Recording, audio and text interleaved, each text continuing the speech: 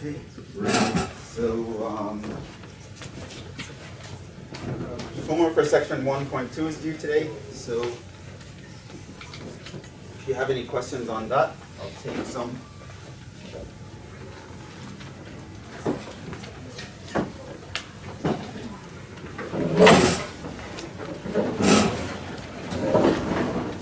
You can count though, I don't want to spend forever answering these things.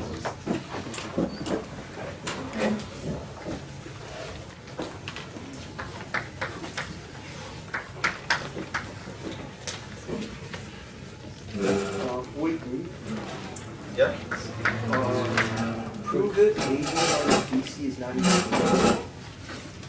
Then the reduced row echelon form is the identity matrix. ABCD is the identity matrix. Is That the reduced row echelon form is identity? Yeah. Okay, so assuming that this is true, then the reduced row echelon form of that is that. Okay. Okay, so proof. Let's assume that's true. We're doing what's called a direct proof. AD minus BC is not 0. Now look at the matrix A, B, C, D. I just jump in and try to start reducing it. So I want to establish a pivot here, so I'm going to try to kill that. So what I would do is something like AC, BC, multiply row 1 by C, and then row 2 by minus A, so minus AC minus AD. This is, put AD back. And here, when I add these two, if I take row 1 plus row 2, I would get 0 and BC minus AD. Now, since AD minus BC is non-zero, I can divide by this. So that brings me to a system that looks like this. By dividing row 2 by minus AD minus BC. So now the question is, of course I can make that 0 by just taking row 1 minus B times row 2. Right? So now the question is, can I make this a 1? There are a couple situations, right?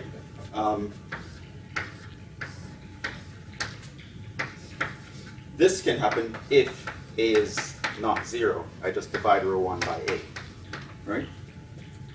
So it seems like there are going to be two cases here. If I pretend A is not 0 as well, then I can get here. But then you might ask, what if A is 0?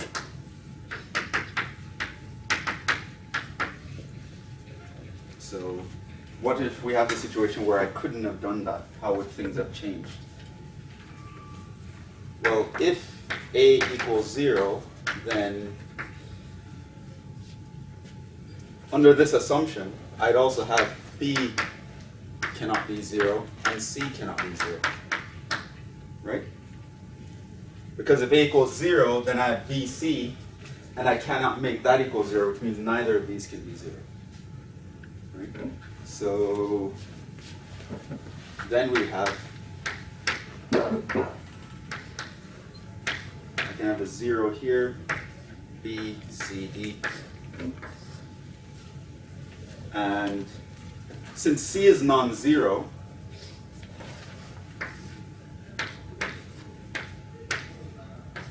what I'm going to do is I'm going to move him up here and then divide through by C.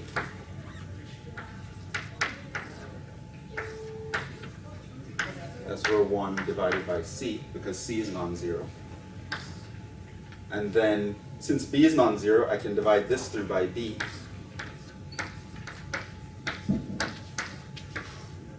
This is row 2 divided by B. Here, remember that C is non-zero, so I can divide by it. Here, B is non-zero, so I can divide by that. And then I can just kill that. So I have 1, 0, 0, 1. And this is row 1 minus D over C times rho 2. So in all cases, if AD minus BC is non-zero, then the reduced row echelon form of ABCD is the identity. Right. So I just jumped in and tried to reduce it, and then I started coming up with problems, and then I dealt with the problems. That's basically it. Sometimes that's the best way to tackle something, just dive in. Part B. Okay, what's part B? Use result in part A to prove that if AD minus BC is not equal to 0, then the system AX plus BY equals K. And Equals what? K. And CX plus DY equals L. Prove that what is happening to the system? I summarize this. I don't know if it's exactly what it is, but I think It has exactly one solution. You have to prove that. Oh, so show that that this has one solution, meaning a unique solution. It's consistent and it only has one solution if I know that AB minus BC is not 0. So this was part A, right? So I showed that if this is non-zero, then the reduced or echelon form of this guy is the identity. So now I'm going to use that fact to solve this system. So for B, augmenting the system,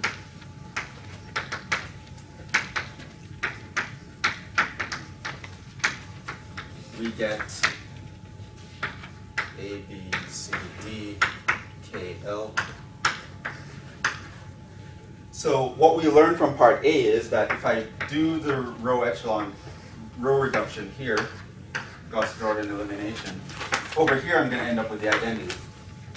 Here I'll end up with two other numbers for now, x, y, or p, or whatever. Right? So that, oh, I can't use x, y, we already use x, y.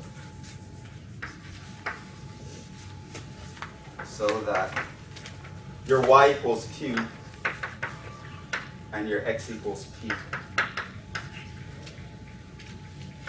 is the only solution.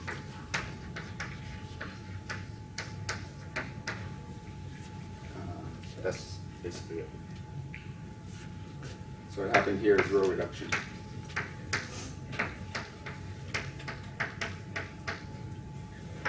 AKA Gauss-Jordan elimination.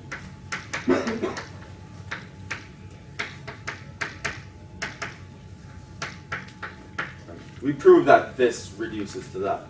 These will be two other numbers. I don't really care to find out what they are, but they're going to be two other numbers here. The system is definitely consistent because it has, even if this is a 0 or not, it doesn't matter because that is a pivot there. So, other questions? Yeah. Do we need that part for A? Do we need to show that B and C cannot be 0? It was Yeah, because I couldn't go from here to there without that fact. Yeah, Right? To go from this row to that row, I divided by B to do that. Right? That's what I did here. I took row 2 divided by B. I couldn't have done that if B was 0. So this is a possibility that I have to consider because it limits my options. I'm doing a lot of divisions here. So I have to make sure at any given time if I'm dividing something, 0 is not the thing I'm dividing by. Because the real numbers and the complex numbers don't like that. Is there another question? Yeah, so that was it. So to get this into the identity form, to get a 1 here, I divide by B. So then it's like, would it be a 0? So I mean, I at first part, when we said A is not, A has to be 0. It looks like that's enough. I mean, if A is 0 and we can find B and C, you know, according to that, it looks like we don't have to do all that rest stuff. right, Because so we can always find some B and C that is not 0. You know what I mean? AD minus BC is not 0, then A is 0, we can always find some B and C's. I mean, it looks like we don't have to show the rest to prove it. Well, you have to worry about the fact that you see the AD, A, B, C, D. You have to realize that this is not something you control. This is something that's given to you, right? I give you a matrix, right? The A does not have to be 0 in the random matrix that I give you, right? So that's one of the issues. So that's the idea. It's not that you can control this and say, just make A 0 and it'll work out. You're not the one choosing the matrix. I'm giving you a matrix. I give you a random 2x2 matrix, and then I tell you this fact. Prove that the reduced echelon form is the identity, right? So it's not like you can say, oh, just make A 0 and find the B and C. I don't know if it's 0 or not, right? I have to do a proof that will work in all cases, right? So someone could give you a matrix where that's 0. Sure, that's fine, but they also could throw a matrix at you where that's non-zero, right? So you're not guaranteed to have a 0 in this position. I'm giving you any arbitrary matrix, right? Now you could say, I could use row reduction to kill that, but then the matrix you were talking about then would be different from the original you were given, so you'd have proven something about that one and not the original, right? So it's a matter of this matrix being arbitrary. That's why I had to go through all the cases. Because I don't know what I'm going to get. So I'm saying, maybe it's 0, but it could not be. I don't have control over that.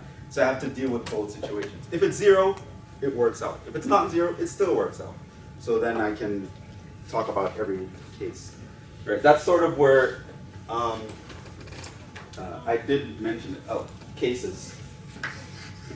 So in your review of proofs, which I gave you some resources to look up, there are things called proof by cases that you're going to want to look into. Sometimes you're attacking a situation, but it naturally develops into several cases where, because you don't know ahead of time what you're going to be given, you have to worry about what if it's this, what if it's that, what if it's that, and you sort of break things up.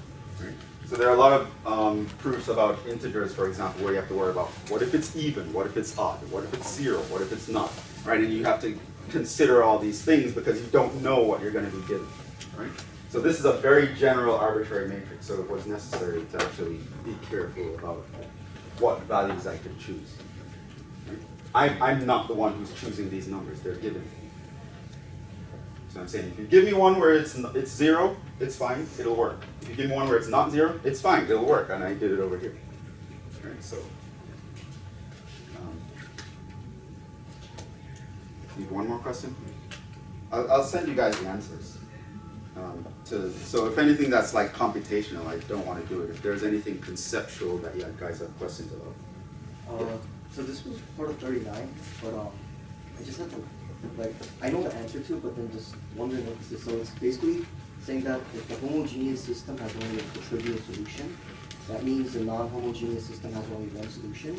And was just wondering, is that one solution the zero solution, the zero vector? No, that one solution could be anything. Could be anything? So let's talk about that one.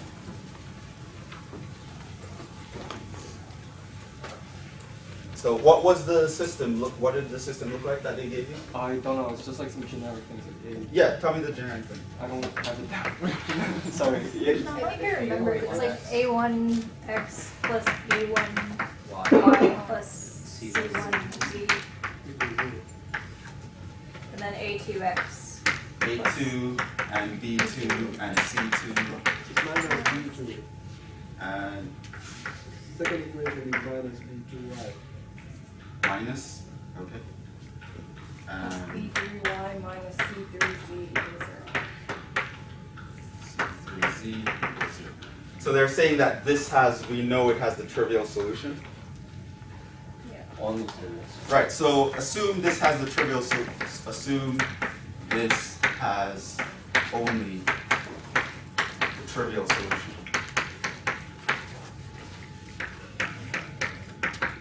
Now you're going to try to think, what would that mean, right? How do you even find the solution? You do a row reduction, right?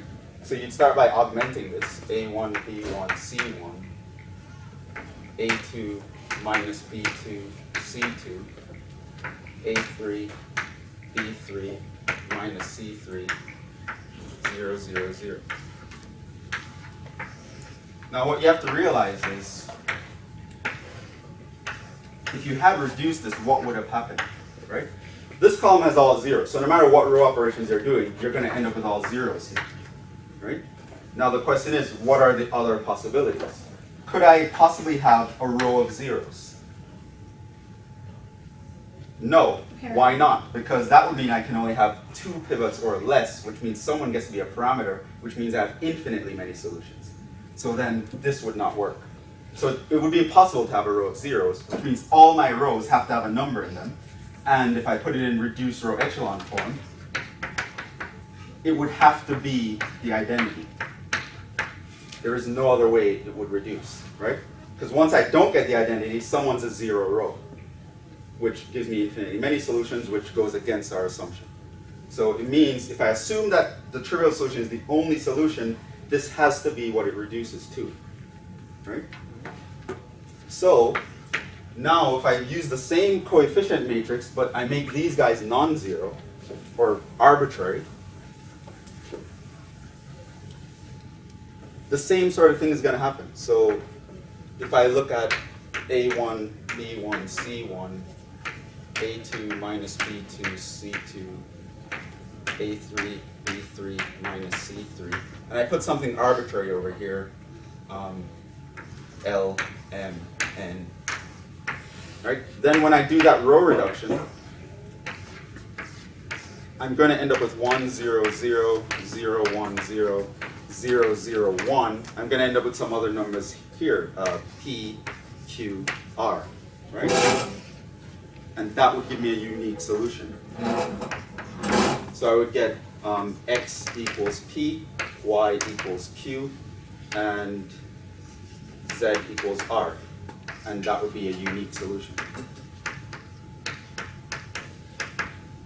Yeah, so if a homogeneous has only the trivial solution, that means it actually reduces to the identity. That if it's a square matrix, it will have to reduce to the identity. You will have no choice in the matter. And once that's true, then if you put any arbitrary numbers here, this is what the reducer echelon form is going to look like. You'll always be able to get a solution, and in fact, exactly one solution. As we get towards the end of chapter 1 and 2, a lot of these things are going to be very evident, right? So for example, you're going to find that a lot of things in chapter 1 and 2 connect together. At the end of these 2 chapters, I'm going to be able to give you these big theorems where I'm like, all of these things you just automatically know when one little situation is fulfilled. So for example, if I know that a square matrix reduces to the identity, I automatically know a lot of things. I know it has an inverse. I know its determinant is non-zero, which I'm going to talk about those 2 later on, right? I know that any system that it's the coefficient matrix for will have a unique solution. Like all of these would be a given. They'll automatically connect together. Right? It's going to be really crazy when we finally actually get to that point. But yeah, so there are a lot of things that reducing to the identity actually means a whole lot. It implies a lot of things. It means like a lot for systems and inverses and all that stuff, which are ultimately very important. Yeah, so you can pass your homeworks up to the front. I will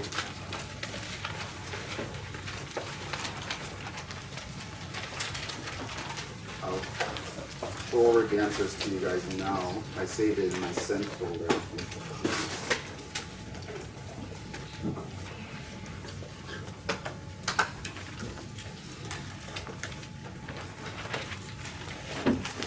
Okay, yeah, so those are, I sent you the solutions for 1.2.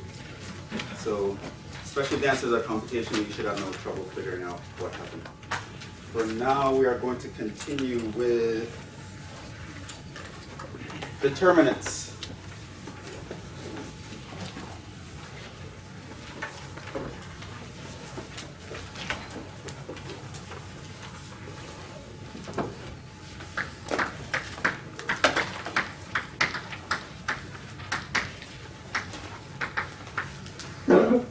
So last time I kind of explained to you guys what a determinant really is. Basically, you think of a square matrix. It's only defined for square matrices, by the way. I should I don't know if I specifically wrote that down, but that should be pointed out. This is only defined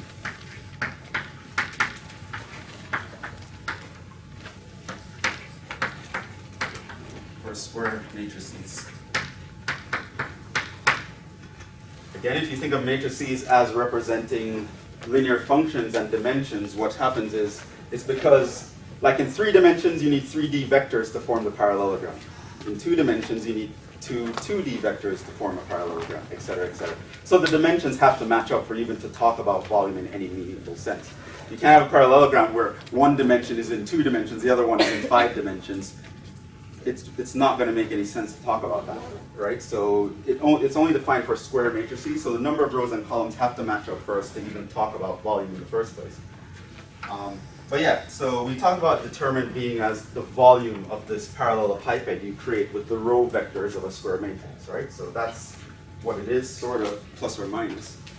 Now I'm going to tell you about how to actually compute it. There are tons of ways to compute it.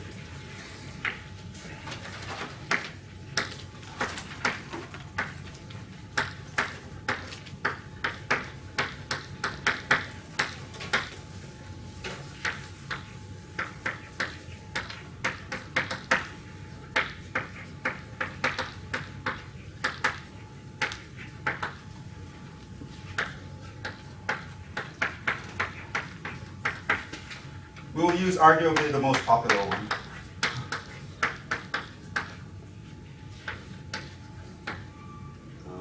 This is called cofactor expansion.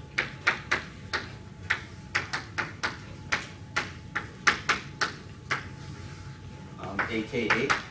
That's what your textbook calls it. Other textbooks you might see the name Laplacian expansion. But they're referring to the same thing. There was another way I wanted to talk about getting to a determinant, but we're short on time. I want to get out of these computational chapters, so start talking about really interesting stuff. But it would have been nice. There's a way to talk about determinants in terms of permutations, which both computer scientists and mathematicians need to know about eventually, but we'll just skip it and jump straight to the thing that pretty much everyone uses. Yeah, cofactor expansion. So we're going to have to define some things before I can explain to you how this all works.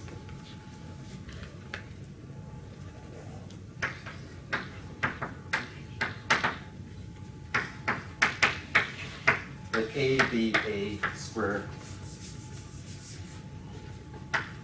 n by n be a matrix. Right? N by n meaning I'm talking about a square matrix. Then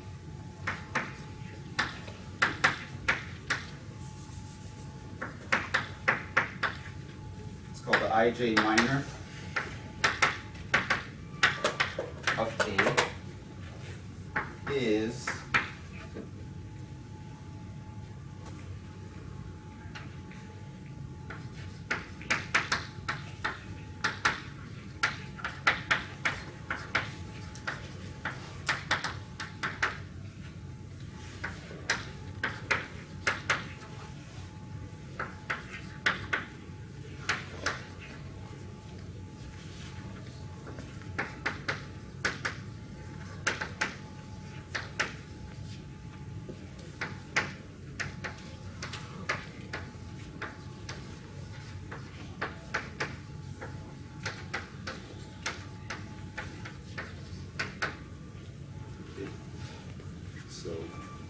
I know I'm telling you a definition that involves determinants, even though I didn't tell you how to compute it, but you'll see that this doesn't matter, because eventually we're going to be able to break it down to a point where we know what the determinant is.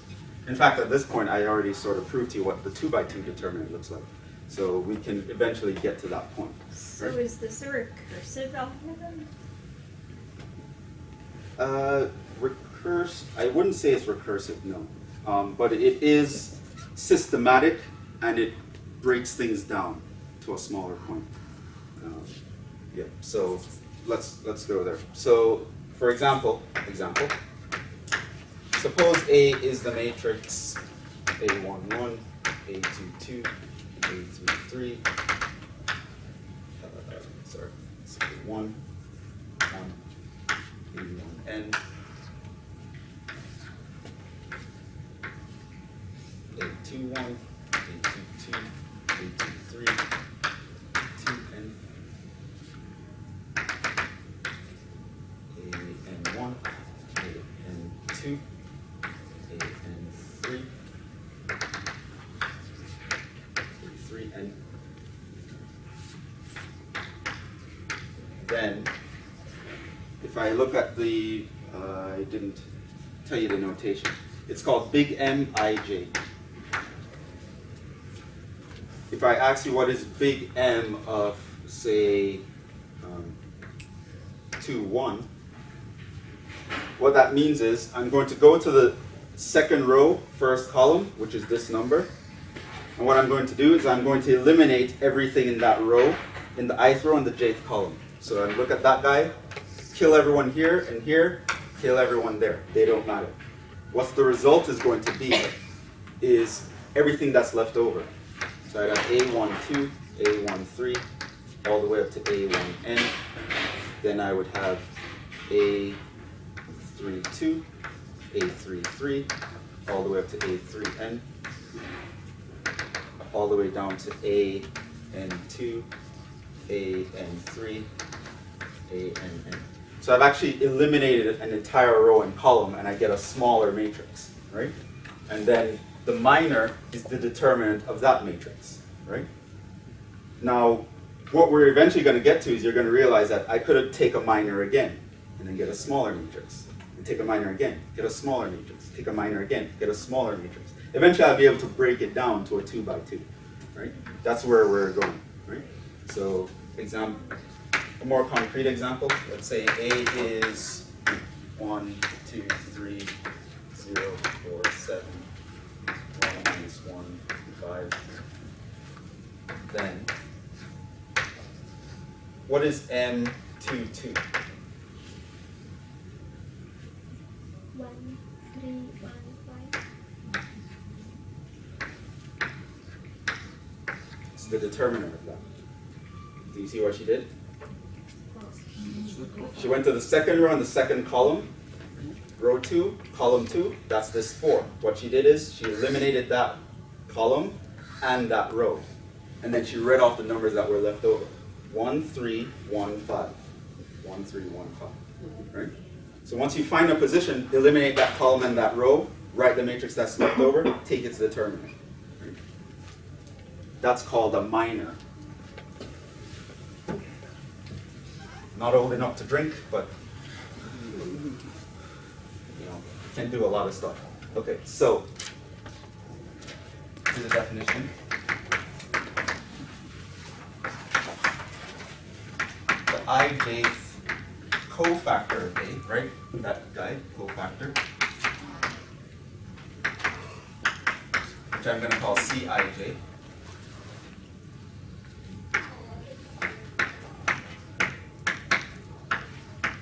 Defined as Cij is equal to minus 1 to the I plus j of Mij.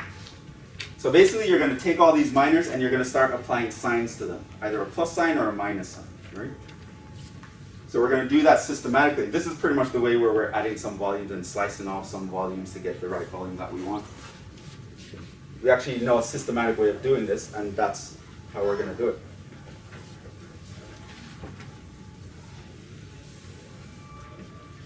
So, let's call this example 1, and call this example 2. In example 1, what is C21?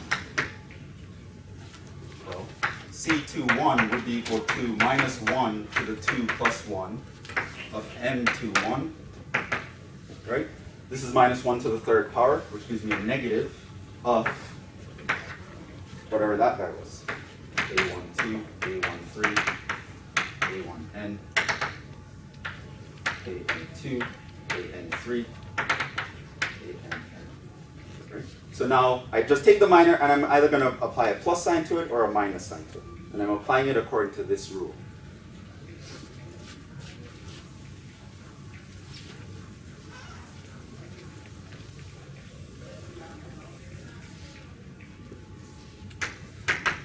In example 2,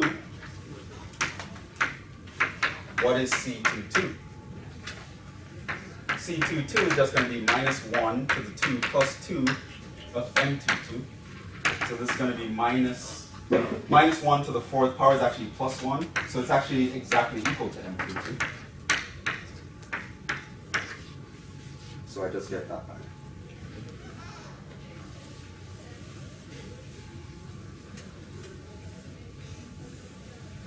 Now personally, I don't like memorizing a lot of formulas, especially if I don't have to, so there's actually a mnemonic for this, which is pretty nice. We can remember this.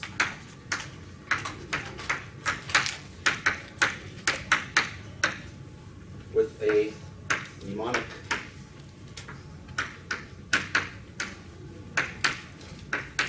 Which is the checkerboard pattern.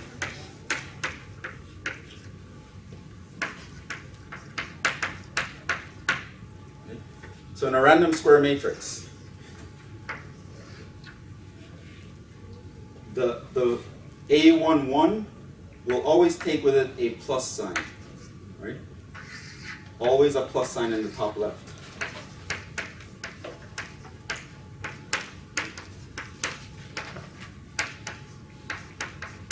Always a plus sign in the top left, okay?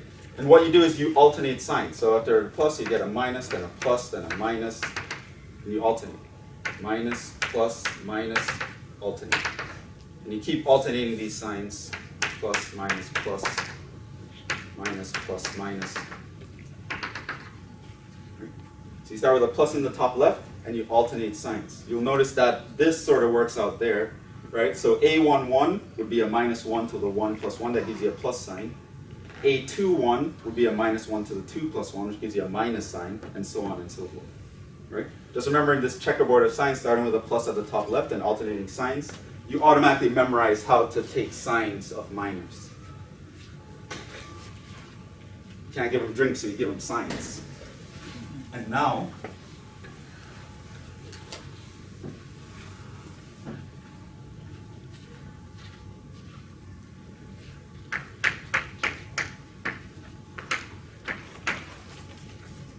with that, we can define a determinant.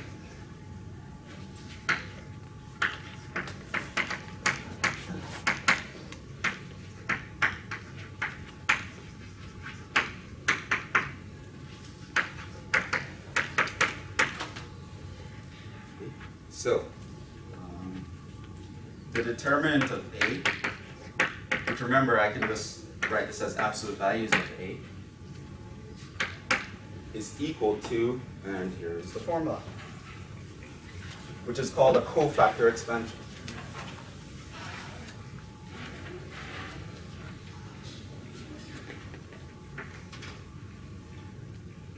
AI1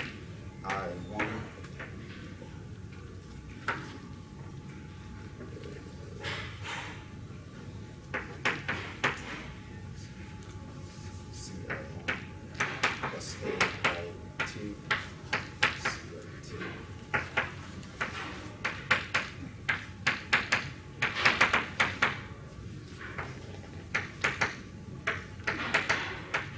to make sure that these match up.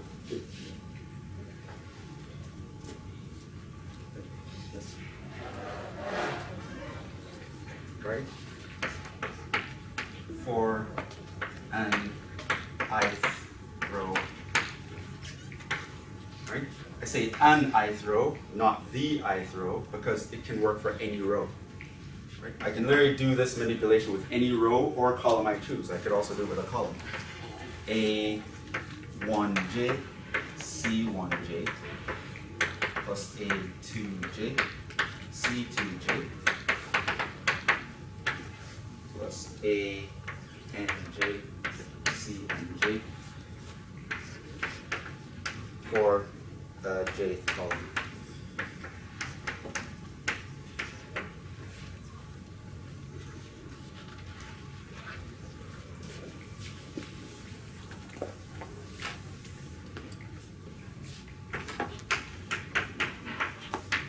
doing this, recall that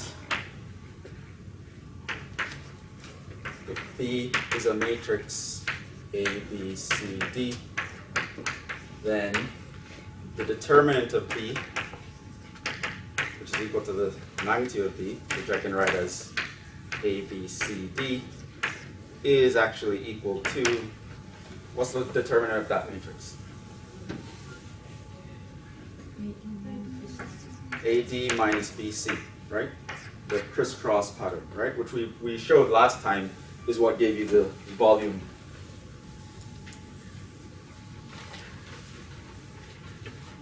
Okay. So you keep that in mind.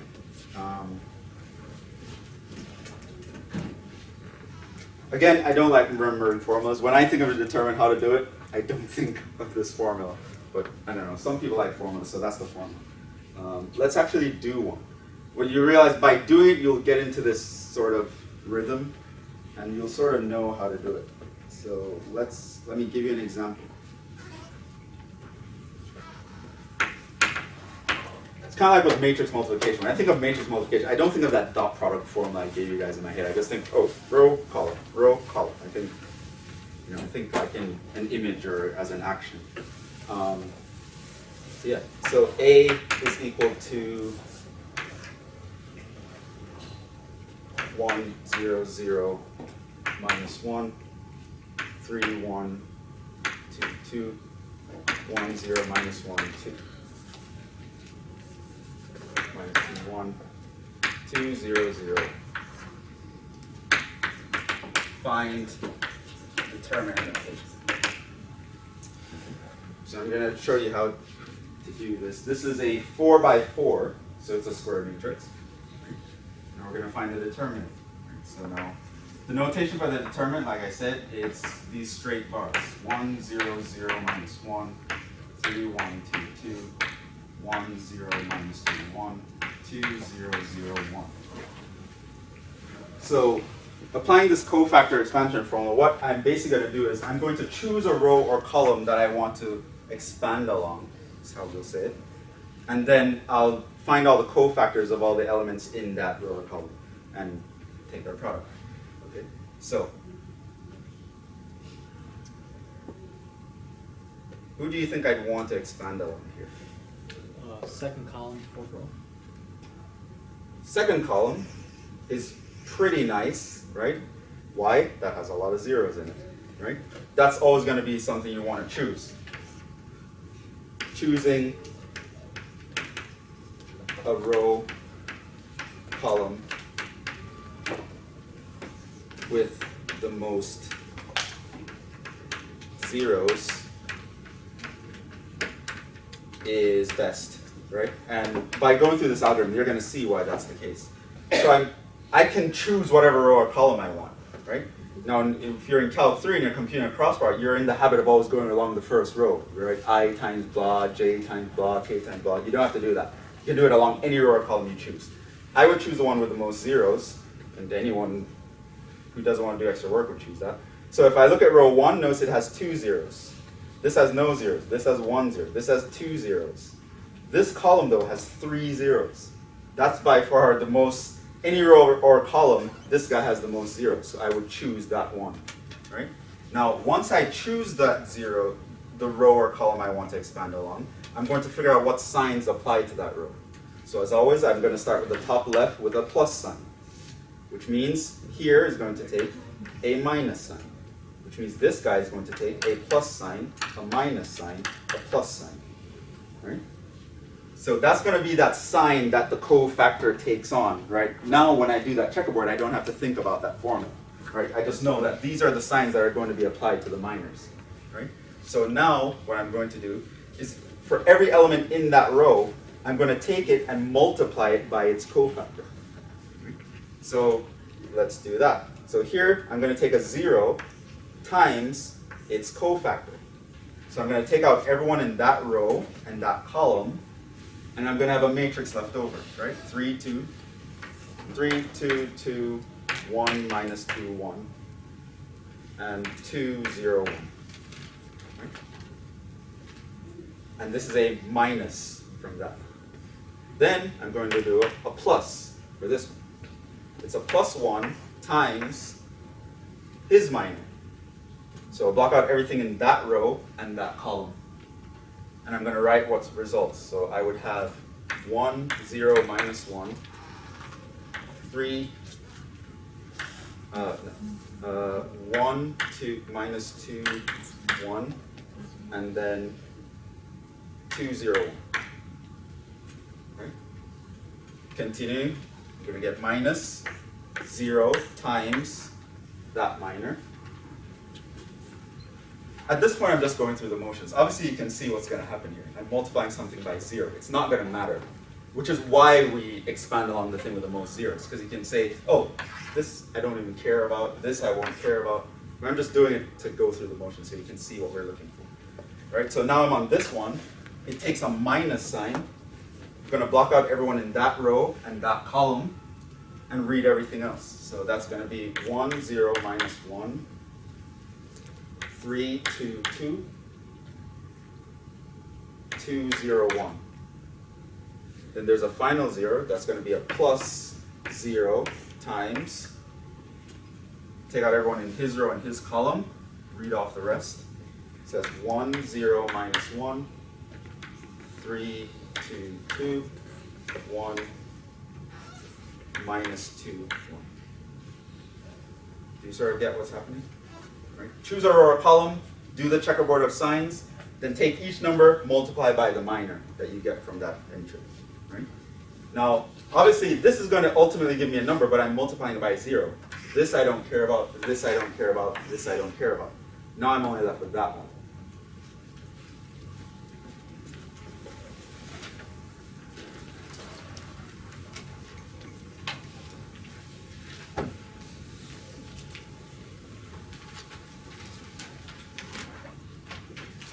So ultimately I have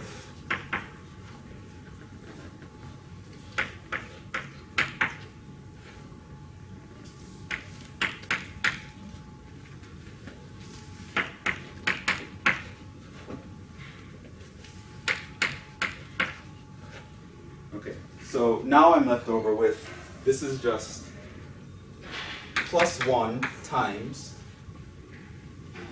1, 0, minus 1. 1 minus 2, 1, 2, 0.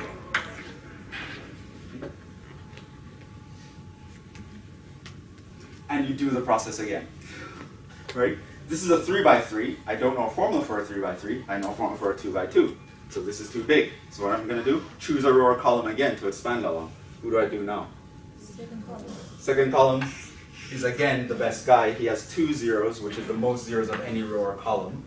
And I'm going to start all over. So there's a plus 1 sign here, which means it's a minus sign, a plus sign, a minus sign. Right? So I'm going to have 0 times something, which I'm not going to care about, plus minus 2 times, take out everyone in his row and his column. I get 1, minus 1, 2, 1. Minus 0 times something I don't care about. Right? Now at this point, I now have a 2 by 2. And I know the formula for the 2 by 2. So now I just have minus 2 times, I'm going to do that formula. AD, which is 1 times 1, minus BC, minus 1 times 2. Rookie mistake to mess up the signs here, just watch out for that. A lot of times when you're minusing from this and there's already a minus there, students will all forget to change that sign. So make sure you're doing it the right way. So this actually becomes a plus, right? So it's a 1 plus 2, that means 3, so ultimately this is minus 6.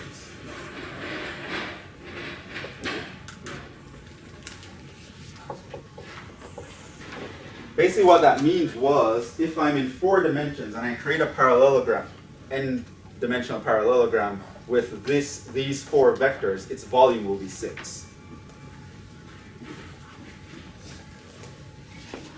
Whatever volume in 4 dimensions means, it's going to be 6.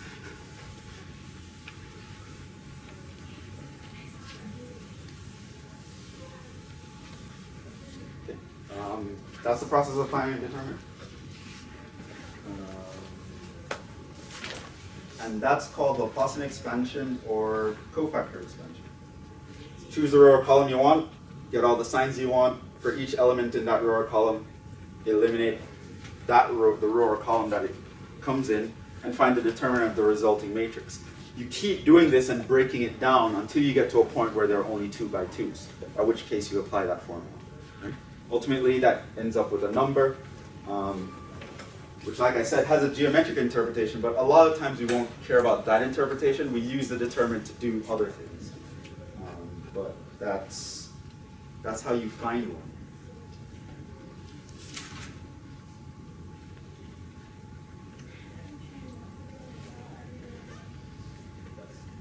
So, as you can probably imagine, this could get really tedious to do by hand.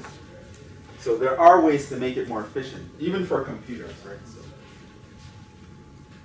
Yeah.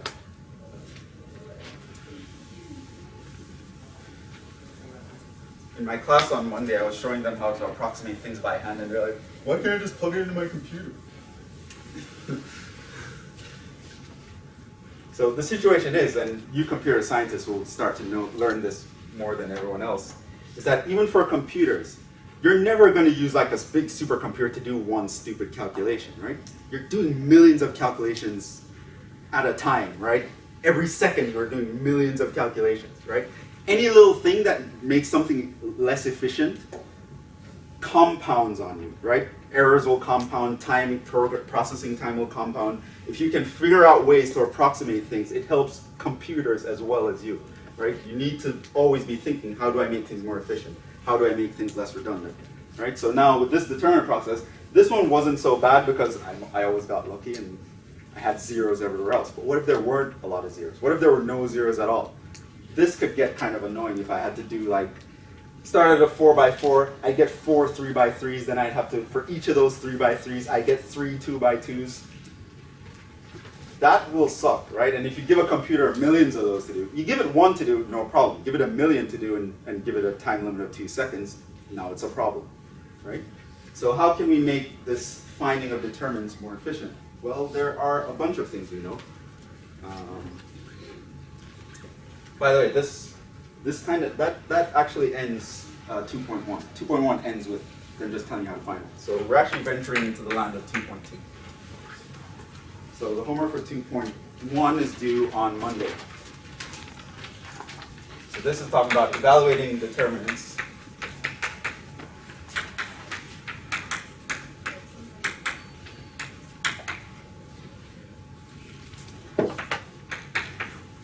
With row reduction.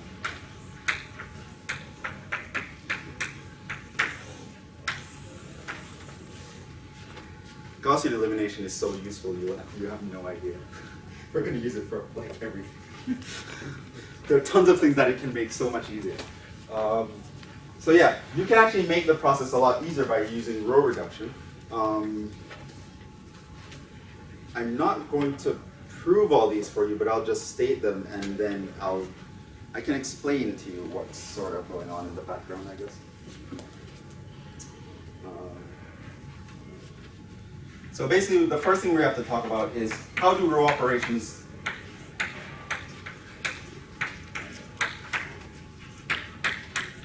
affect the determinant? It turns out that they do, right? And this is very intuitive if you think of determinants in terms of volumes, like I was thinking, right? So if you had 3 vectors and your determinant gives you the volume of that parallelepiped, what happens if you multiplied one of those vectors by a non-zero scalar, right, like to 2, right? What you've essentially done is you've stretched one of those dimensions by 2, right? So what's going to happen to the volume? The volume will also increase by a factor of 2, right? So if you have a type 2 operation, which is the operation that says we can multiply through by a non-zero number, that actually will affect the determinant of the resulting matrix. The determinant itself will get multiplied by that same number, right? And like I said, if we had the vectors and we swap them in another plane, right? That's kind of like switching 2 rows, right? You're switching which vector goes where. that can actually make your volume negative because you're flipping over. So if you do a type 1 operation where you just switch 2 rows, that actually makes the determinant negative of what it would have been before, right? So there are little things like this where row operations, they actually affect the determinant, so I'm going to tell you exactly how they do, and then we're going to use that to our advantage to find determinants easier. Here are some theorems.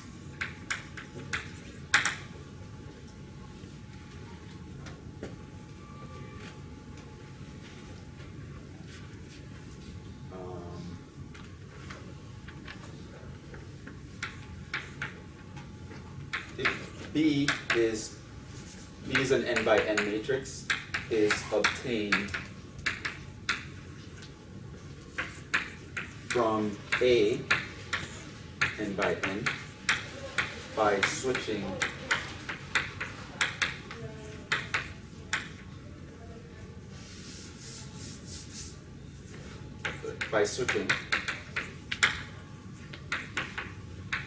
two rows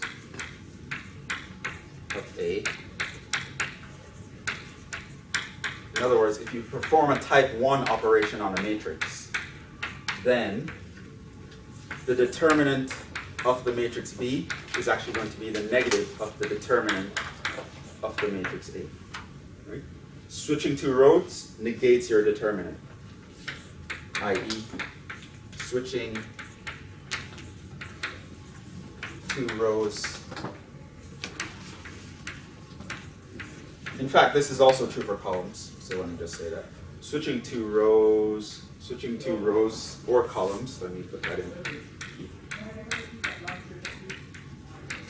Because it turns out taking a transpose doesn't change the determinant, so you can actually do row or column. Switching 2 rows or columns negates the determinant.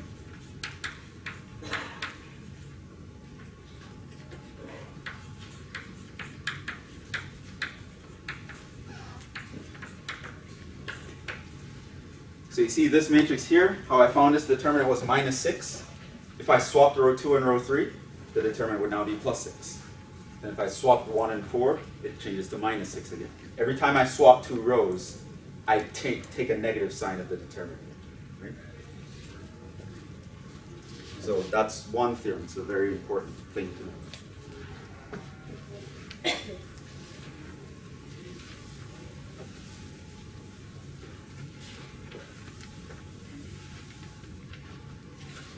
Here's another theorem.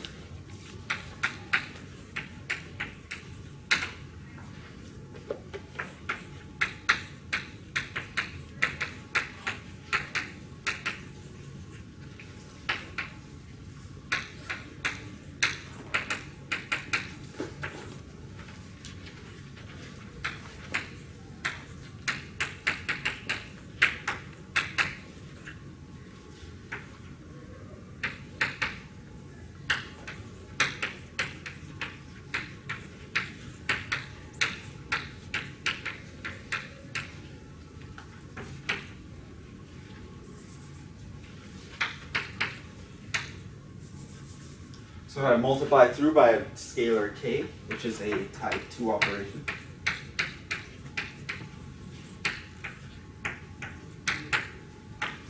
Then it turns out the determinant of that new matrix is actually k times the determinant of the first matrix. Because you're actually scaling a volume. So example here, if I multiply this by a 2, right, so I get 2, 0, 0, minus 2, my determinant will automatically change to a 12, not a 6. Okay. Multiplying a row by any constant, it changes the determinant. That constant, notice there's no qualification on that constant. It could be 0. If I multiply something by a 0, the determinant ends up being a 0, right? If you have a 0 row of a matrix, it'll always be a 0 determinant, because you can just do cofactor expansion along that one. You kill everything, right? So that's another way that a determinant will change based on a row operation.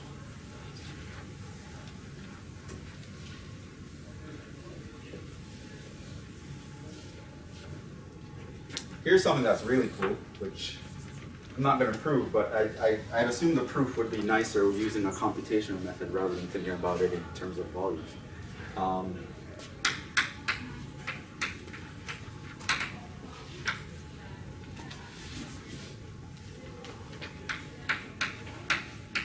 Type 3 operations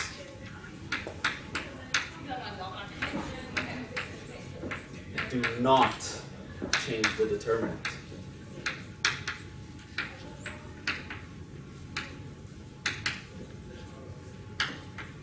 Strange but true, right? So b n by n is obtained from a n by n by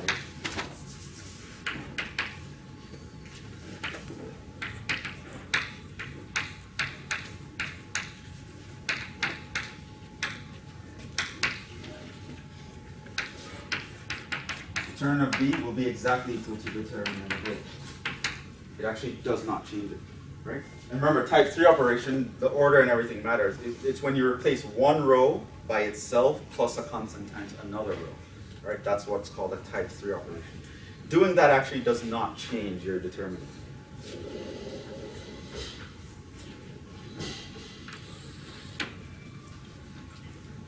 Now hopefully you sort of, some of you are hopefully catching on to the strategy I'm about to introduce.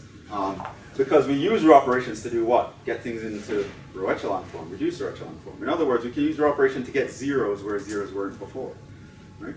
Where there are a lot of zeros, determinant is easier to find. So, and now I know how each row operation will affect my determinant. I can be smart about how things are. So if I know to do a row operation, I'm switching two rows, I just have to take the negative of whatever number I get, right? If I multiply 2 by a constant, I have to divide the end result by that constant, right? Because the determinant will get multiplied by constant. If I do a type 3 operation, though, I don't have to do anything. I just keep doing type 3 operations. Personally, I like sticking to just type 3 operations because I know I'd never have to worry about it. But that's one idea.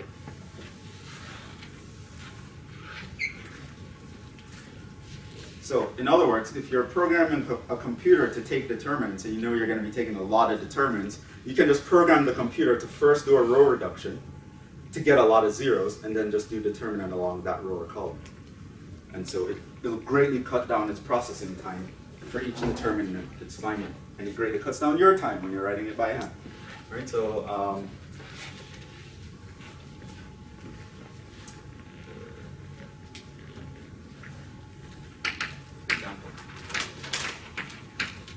use row reduction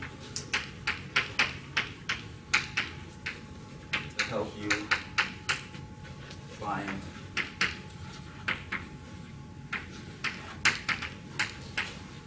the determinant of, let's just do a 3 by 3 here. 1, minus 2, 3, 2, minus 1, minus 1, minus 3, 1, 4. Okay, so I give you that matrix. I want to find its determinant, right? I can choose a row or column, but there are no zeros, which means every time I choose a number, I'm going to get a minor of a 2 by 2 that I have to worry about. So I'll have 3 2 by 2s to worry about. Not crazy, but it could have been bigger, right? So we're going to talk about how to do that.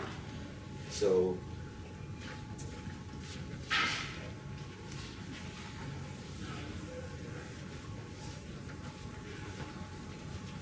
let's actually get to this determinant by actually introducing more zeros so our lives are easier.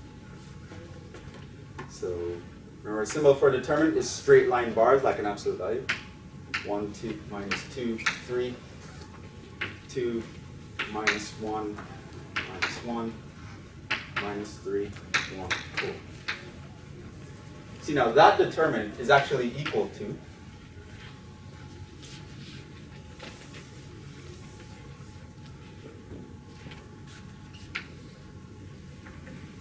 let's change row 2, for example. By the way, again, it's arbitrary. You can choose where you want to create your zeros. I'm going to create 2 zeros here because I feel like it. Okay? So if I want a 0 here, how can I get a 0? I could take row 2 itself and add that to 2 times row 1, right? So I took a row and I added to it a scalar multiple of another row. In other words, this is a type 3 operation, right? Which means I don't have to worry about signs or multiplying anything. This determinant is going to be equal to the determinant of my result. So if I take 2 times this, minus 2 times that.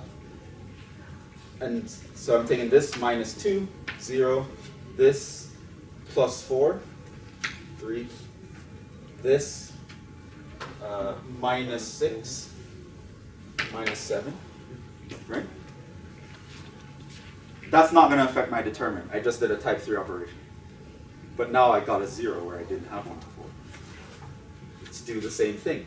Let me take row 3 and I'm going to add to that 3 times row 1, which is again a type 3 operation. So again, I don't have to worry about anything. So minus 3 plus 3, 0. This plus minus 6, minus 5. This plus 9, 13.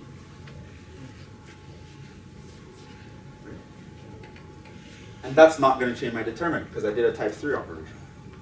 So the determinant of this matrix is exactly the same as the determinant of that matrix. Now this one is a lot easier because now plus sign here, expand along the first column. This matrix is end up going to be plus 1 times the determinant. Block out everyone in that row and that column. 3 minus 7 minus 5, 13. And so this determinant is actually equal to that 2 by 2 determinant. And so now I can do 3 times this, so 39, minus 7 times minus 5 is a positive 35, so the minus stays. And the answer is 4.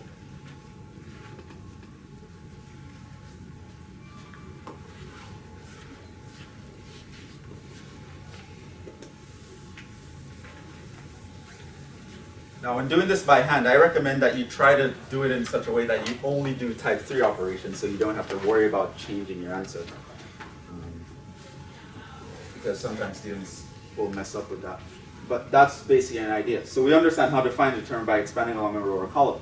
Having a lot of zeros is really nice.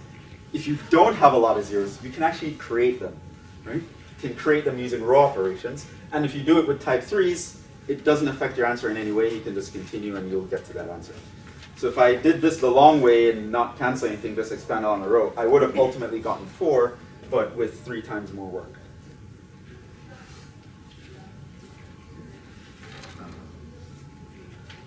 So that's nice.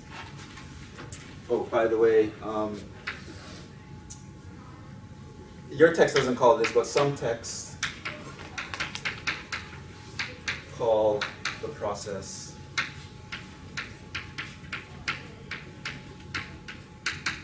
using row operations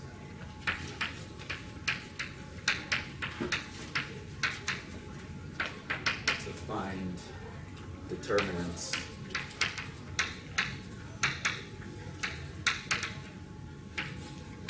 It's called pivotal condensation.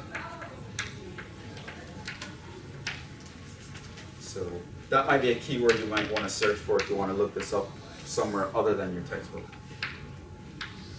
Because you're sort of condensing the whole determinant on one of your pivots. So you get zeros everywhere else in that row or column, and then the determinant just condenses on that one guy. And it actually cuts down your work. So what I did was pivotal condensation or using row reductions to find the determinant.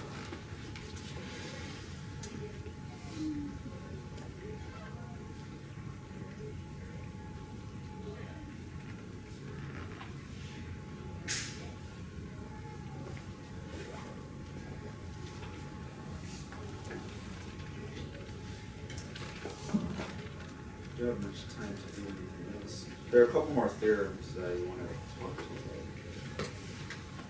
Oh no, I can just mention that. And that.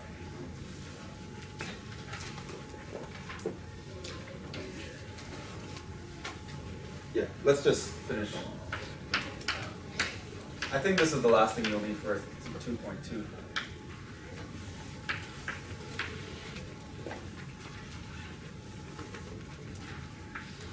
Suppose A n by n is a matrix, and B is actually equal to K times A, where K is a scalar. Now, do you remember how scalar times a matrix is defined?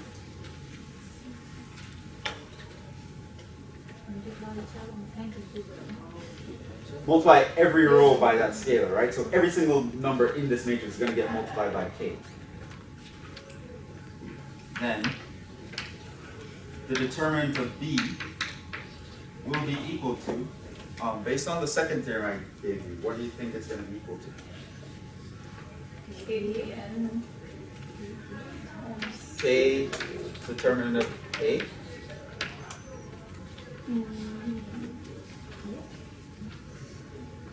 What made this true? What was the previous theorem? If the single row. If a single row is multiplied by K, the result is K times determinant of A. Now if I take KA, I'm multiplying every single row, all the rows by K. How do you think that's going to change this? To the power n, right?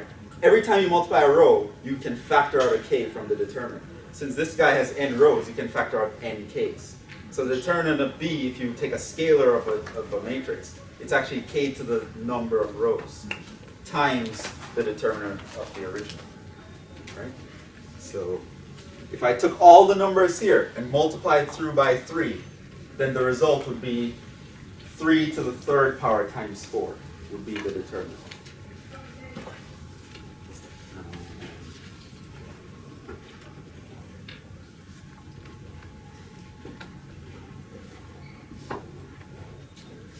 Yeah, I think that's enough. There are a few consequences I can mention next time, but you'll be fine with this.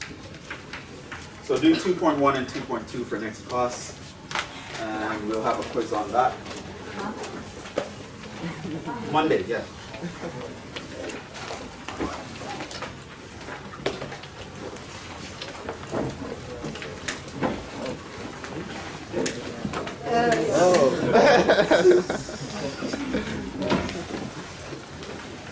Such a troublemaker.